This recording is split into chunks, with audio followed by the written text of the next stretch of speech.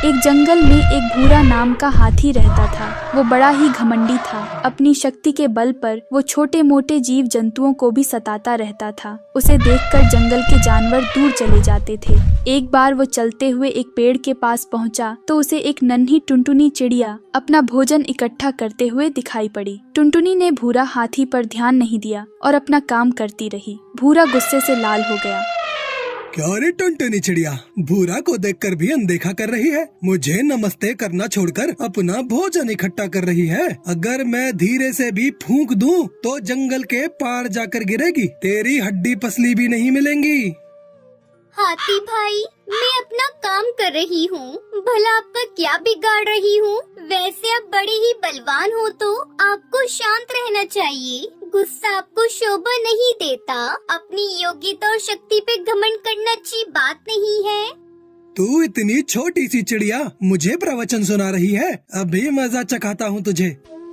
इतना कहकर भूरा हाथी आगे बढ़ा तो टुनटुनी चिड़िया बेचारी दूर चली गई। भूरा ने उसका सारा खाना पैर से नष्ट कर दिया और उसे मारने के लिए आगे बढ़ा। तभी टुनटुनी चिड़िया पेड़ पर बने हुए अपने निवास स्थान पर चढ़ गई। हाथी ने उस पेड़ को भी उखाड़ दिया। ये देखकर बेचारी टुनटुनी जान बचाकर किसी तरह भाग गई। भूरा हाथी आगे बढ़ा तो उसे कालू कौवा दाना ले जाते हुए दिखाई पड़ा। वो बरसात के पहले अपने लिए भोजन की व्यवस्था कर रहा था। उसने अपने घोंसले में बहुत दाने इकट्ठा कर लिए थे। फिर भूरा उसके ऊपर भी गुस्सा हो गया।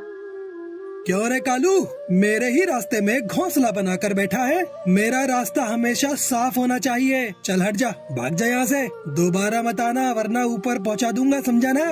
हाथी भैया, मैंने आपका क्या बिगाड़ा है? मुझ पर इतना गुस्सा क्यों दिखा रहे हो? मेरी बात मानो, सुख से जियो और सभी को जीने दो। खलुए मुझे सिखा रहा है, मेरी बात को ठुकरा रहा है। अभी तक मेरे सामने खड़ा नजर आ रहा है। मैं तुझे मसल डालूंगा। भूरा हाथी आगे बढ़ा और कालू कौवा भागकर घोंसले के अंदर चला गया और कालू कौवे के पेड़ को जोर जोर से हिलाकर उसका घोंसला तहस नहस कर दिया। कालू कौवा किसी तरह अपनी जान बचाकर भागा और मन ही मन बहुत गुस्सा हो रहा था, लेकिन उस समय कुछ नहीं कर पा रहा था। भूरा के चले जाने के बाद वो निराश होकर एक जगह बैठ गया। उसी समय नन्ही टुनटुनी चिड़िया वहाँ आई। उसने भूरा हाथी के अन्याय को देख लिया था। वो भी भूरा हाथी की बेरहमी और अन्याय का शिकार हुई थी, इसलिए उसका भी पारा चढ़ा हुआ था। वो कालू कौवे से कहती है, कालू भैया, मैंने भूरा हाथी की सारी बदमाशी देख ली। उसने मुझे भी नुकसान पहुंचाया है, अपनी शक्ति का घमंड दिखाया है। उसे सबक मिलना ही चाहिए। हम दोनों मिलकर उसे उसकी करनी का दंड देंगे ताकि वो भविष्य में घमंड करके किसी को भी परेशान ना करे। हाँ टुनटुनी बहन, आप बिल्कुल सही कह रही हो। अब हमें सख्त कदम उठाना ही पड़ेगा और इस भूरा को सबक सिखाना ही पड़ेगा, वरना ये हम सबको मार डालेगा। शाम के समय टुनटुनी और कालू कौवा दोनों भूरा हाथी के अड्डे पर पहुंच गए। भूरा हाथी आराम से सोया हुआ था। दोनों ने मौका देखकर अपनी योजना को रूप देना शुरू किया। कालू कौवा हाथी की सूंड में सूखी घास से खुजली करने लगा और टुनटुनी हाथी के कान पर डंडे से मारने लगी। इस दोहरे हमले से भूरा हाथी परेशान हो गया और उसे पीड़ा होने लगी। वो छटपटाने लगा। अरे मर गया, अरे मर गया। अरे कौन है मेरे सूंड के अंदर? कान में कौन काट रहा है? अरे बचाओ रे, क्या करूं?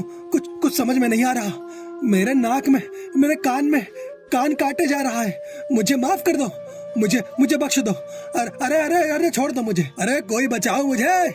अब कैसा लग रहा है तुम्हें भूरा हाथी?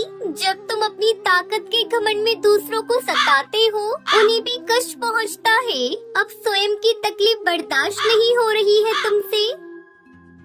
मैं घमंड नहीं करूंगा, किसी को नहीं सताऊंगा। मुझे क्षमा कर दो। ये कांटा काटी बंद करो। अरे मुझे छोड़ो, आजाद करो। मैं वादा करता हूँ किसी को नहीं सताऊंगा। अच्छा चलो ठीक है, वादा करो। अब तो तुम सबको जीने दोगे? हाँ, मैं वादा करता हूँ सबको आनंद से जीने दूंगा, सबका सम्मान करूंगा। बस मुझे छोड़ दो। फिर टुनटुनी और कालू कौवे ने उसे मारना बंद कर दिया। दोनों ने मिलकर हाथी को अच्छा सबक सिखा दिया था। भूरा हाथी की जान में जान आई। उसका घमंड चूर हो चुका था। उसने सर झुका लिया। टुनटुनी चिड़िया और कालू कौवा वहाँ से बड़े आराम से चले गए।